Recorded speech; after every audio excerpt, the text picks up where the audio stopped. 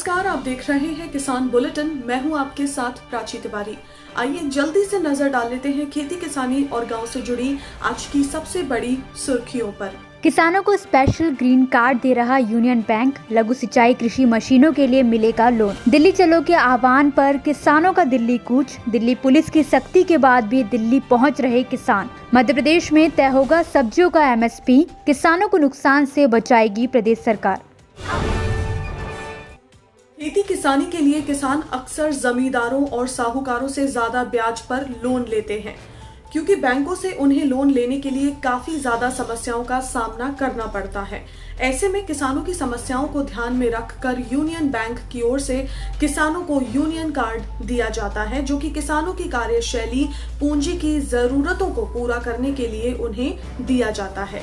इसके जरिए किसान बैंक से लघु सिंचाई और कृषि मशीनों के लिए लोन ले सकते हैं। साथ ही शिक्षा, कंज्यूमेबल आइटम्स, मेडिकल एक्सपेंसेस आदि पर 25% या फिर 50,000 में से भी जो कम हो उतना लोन मिलता है।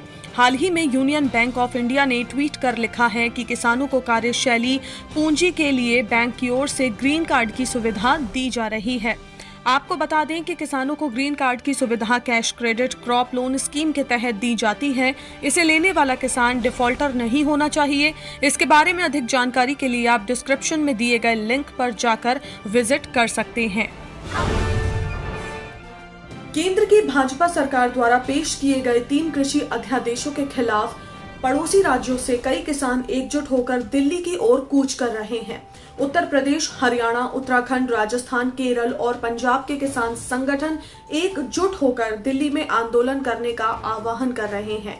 इसके चलते उन्होंने दिल्ली की तरफ कूच भी किया, लेकिन पुलिस ने डबल बैरिकेडिंग लगाकर सभी को बॉर्डर पर रोक लिया है। यही नहीं, इतनी कड़कड़ाती ठंड में किसानों के हौसले को तोड़ने के लिए उन पर वाटर कैनन का भी इस्तेमाल किया गया, जिसके चलते उनके ऊपर पानी की बौछारें भी छोड़ी गई। लेकिन उसके बाद भी जो किसान हैं पंजाब से और हरियाणा से, वो लगातार बॉर्डर पर डटे हुए हैं। वहीं दिल्ली पुलिस ने भी किसानों के इस आंदोलन के लिए अपनी कमर कस ली है। दिल्ली पुलिस का कहना है कि राज्य में बढ़ते कोविड केसेस के चलते दिल्ली में आंदोलन करना बिल्कुल भी सही नहीं है, मगर बावजूद इसके किसानों ने बॉर्डर पर प्रवेश करने की कोशिश की तो वहीं पुलिस ने भी पूरी तैयारी कर रखी थी।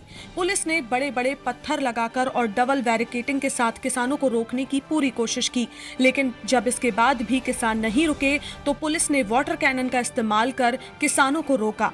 आंदोलन को लेकर दिल्ली पुलिस ने ट्वीट कर लिखा है कि यूपी, हरियाणा, उत्तराखंड, राजस्थान, केरल और पंजाब के किसान संगठनों ने 26 और 27 नवंबर को दिल्ली में एक आंदोलन करने का आह्वान किया है। कोरोना वायरस के दौरान किसी भी सभा की अनुमति नहीं है। ऐसे में पूर्व में उनको आंदोलन की मिली अनुमति को नकार दिया गया है और आयोजकों को भी समय रहते इसकी जानकारी दे दी गई है। यानी कि किसानों को दिल्ली की सीमा पर ही रोके जाने की पूरी तैयारी चल रही है और साथ ही दिल्ली पुलिस अपनी तरफ से पूरी कार्रवाई भी कर रही है। किसानों को सबसे ज्यादा नुकसान अक्सर सब्जी की खेती में ही होता देखा गया है। कई सब्जियों को किसान स्टोर करके रख नहीं सकते, तो वहीं कई बार सही दाम नहीं मिलने की वजह से किसान अपनी सब्जियों को पशु के हवाले करने को मजबूर हो जाते हैं। ऐसे में किसानों की समस्याओं को मद्देनजर रखते हुए मध्य प्रदेश सरकार ने किसान हित में एक पहल की है, जिसके चलते अब सब्जियों के भी न्यूनतम समर्थन मूल्य तय किए जाएंगे। जानकारी के मुताबिक मुख्यमंत्री शिवराज सिंह चौहान ने मंत्रालय में सब्जियों के दाम के संबंध में उद्यानिकी विभाग की उच्च स्तरीय बैठक ली। बैठक में मुख्यमंत्री ने कहा कि एक ऐसा बाजार व्यवस्था विकसित करें जिससे किसानों को उनकी उपज का सही दाम मिले। सब्जियों के थोक और खुदरा मूल्य में अधिक अंतर नहीं होना चाहिए। सब्जियों के समर्थन मूल्य निर्धारित किए जाने के संबंध में रिपोर्ट तैयार की जाए। हालांकि केरल सरकार ने 1 नवंबर से ही 16 की तरह सब्जियों पर न्यूनतम मूल्य व्यवस्था लागू की है, जिसके चलते केरल सब्जियों की MSP तय करने वाला पहला राज्य बन चुका है और अब मध्य प्रदेश भी इसी सूची में शामिल होने जा रहा है। तो आज के किसान बुलेटिन में फिलहाल इतना ही। आप स्वस्थ रहिए और अपना ध्यान जरूर रखिए। फिलहाल मुझे दीजिए इजाजत। नमस्कार।